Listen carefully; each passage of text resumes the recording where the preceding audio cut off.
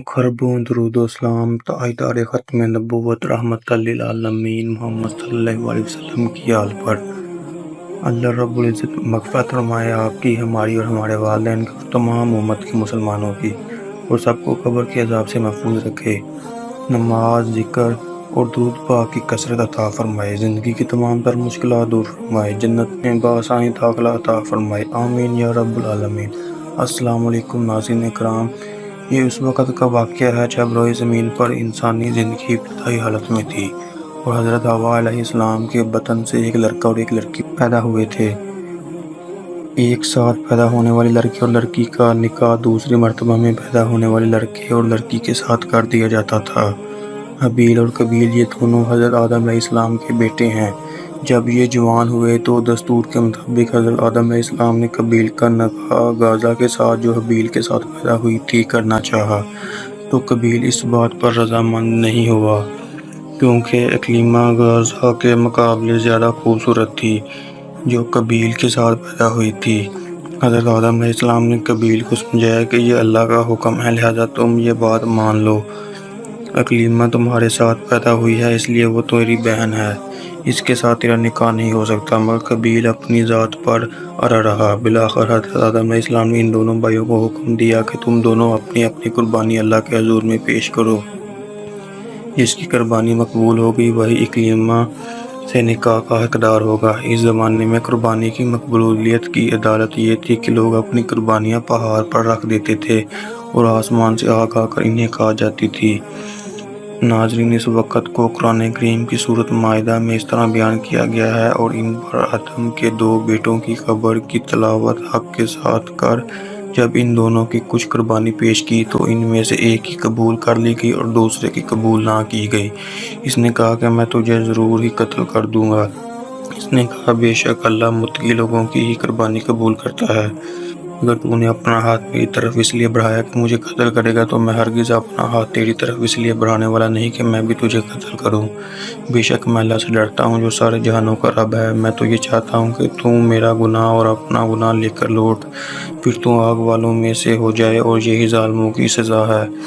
तो इसके लिए इसके नफ्स ने इसके भाई का कत्ल पसंदीदा बना दिया, सो इसने इसे कत्ल कर दिया, बस खसारा उठाने वालों में से हो गया। फिर अल्लाह ने एक कौवा भेजा जो ज़मीन खरीदता था, ताकि उसे दिखाए कि वो अपने भाई की लाश कैसे छुपाए। कहने लगा, हाय मेरी बर्बादी, क्या मैं इससे भी रह गया हूँ कि इस कौवे जैसा हो जाऊँ तो अपने भाई की लाश छुपा दूँ। सो वो पशमान होने वालों में से हो गया। नाज़रीन, कबील खेती बाड़ी करता था और हबील जानवर पालता था।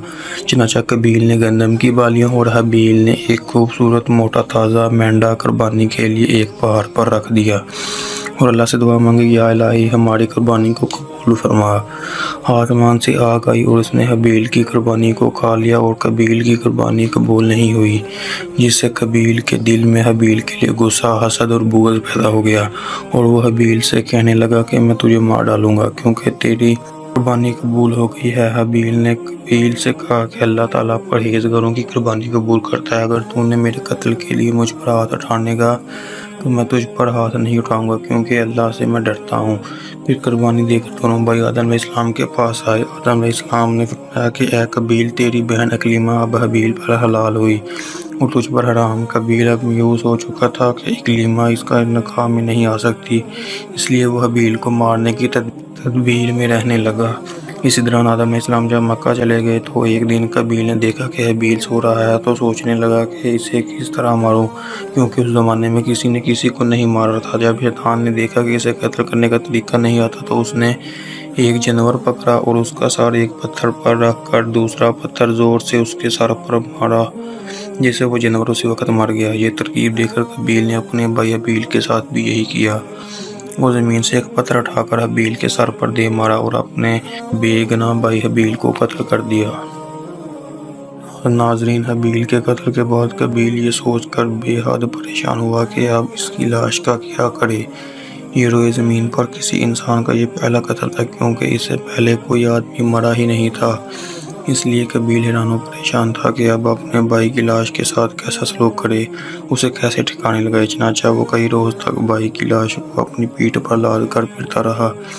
अल्लाह ताला کو اپنے اس نیک بندے کی لاش کی بے حرمتی منظور نہ تھی، چنانچہ اس جگہ 2 کوے آئے اور وہاں آ کر آپس میں لڑے اور ایک دوسرے کو مار ڈالا۔ پھر زندہ کوے نے اپنی چونچ اور پنجوں میں زمین میں گڑھا کھود کر اس دوسرے کوے کو ڈال کر مٹی سے دبا دیا۔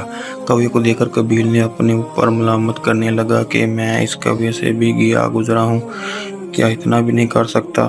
اس طرح قابیل کو معلوم ہوا کہ حابیل کی لاش کو زمین میں گڑھا کھود کر دفن کر دینا چاہیے، چنانچہ اس نے ایک گڑھا کھود کر اس میں اپنے بھائی حابیل کی لاش کو دفنا دیا۔ ناظرین، جب حضرت آدم علیہ السلام مکہ سے واپس آئے اور حابیل کو نہ پایا تو اس کو بہت تلاش کیا، مگر وہ نہ ملا تو لوگوں سے پوچھنے لگے۔ کسی نے جواب دیا کہ حابیل کچھ دنوں سے نامعلوم ہے، کہاں گیا ہے؟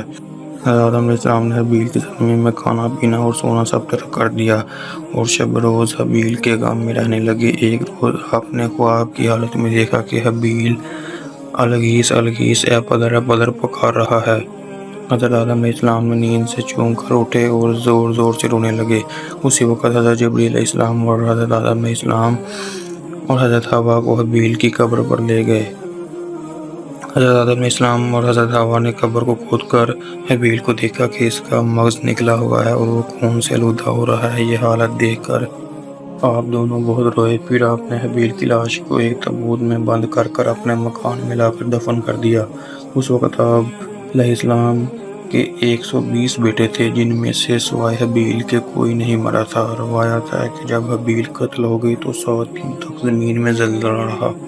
ناظرین، قابیل جو بہت زیادہ خوبصورت تھا، بھائی کا خون بہاتے ہی اس کا چہرہ بالکل سیاہ ہو گیا اور وہ بدصورت ہو گیا۔ آدم علیہ السلام نے قابیل کو اپنے دربار سے نکال دیا اور وہ یمن کی سرزمین عدن پر چلا گیا۔ وہاں ابلیس اس کے پاس آ کر کہنے لگا کہ حابیل کی قربانی کو آگ نے اس لیے قبول کیا تھا کہ وہ آگ کی پوجا کرتا تھا، لہذا تو بھی آگ کی پرستش کیا کر۔ چنانچہ قابیل پہلا شخص ہے جس نے آگ کی پرستش کی اور زمین پر یہ پہلا شخص ہے جس نے اللہ کی نافرمانی کی اور زمین پر خون ناحق کیا۔ یہ وہ پہلا مجرم ہے جو جہنم میں ڈالا جائے گا۔ حدیث میں ہے کہ زمین پر قیامت تک جو بھی خون ناحق ہوگا اس کے عذاب کا ایک حصہ بوجھ اور گناہ قابیل پر بھی ہوتا ہے، کیونکہ اس نے سب سے پہلے قتل کا طریقہ ایجاد کیا۔ قابیل کا انجام یہ ہوا کہ اس کے ایک لڑکے نے جو کہ اندھا تھا اس کو پتھر مار کر قتل کر دیا اور یہ بدبخت آگ کی پرستش کرتے ہوئے کفر و شرک کی حالت میں اپنے لڑکے کے ہاتھ سے مارا گیا۔ ناظرین، کسی بے گناہ کو قتل کرنا بہت بڑا جرم ہے۔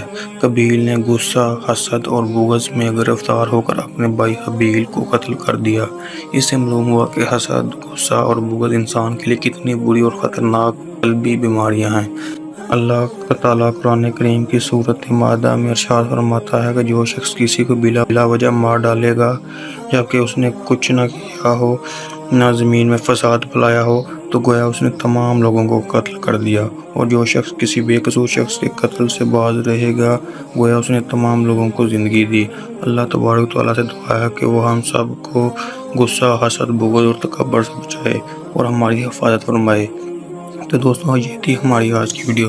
امید کرتا ہوں کہ آپ دوستوں کو ہماری آج کی ویڈیو پسند آئی ہوگی۔ ویڈیو پسند آنے کی صورت میں ویڈیو کو لائک کرنا مت بھولیں اور دوستوں اس کو اپنے دوستوں کے ساتھ شیئر کریں، اور اگر آپ ہمارے چینل پر نئے ہیں تو اس چینل کو سبسکرائب کر لیں تاکہ اس طرح کی آنے والی ہر نئی انفارمیٹیو ویڈیو آپ تک آسانی کے ساتھ پہنچتی رہیں۔ تو دوستوں، ملتے ہیں نئی ویڈیو میں، تب تک کے لیے اجازت دیں۔ اللہ حافظ۔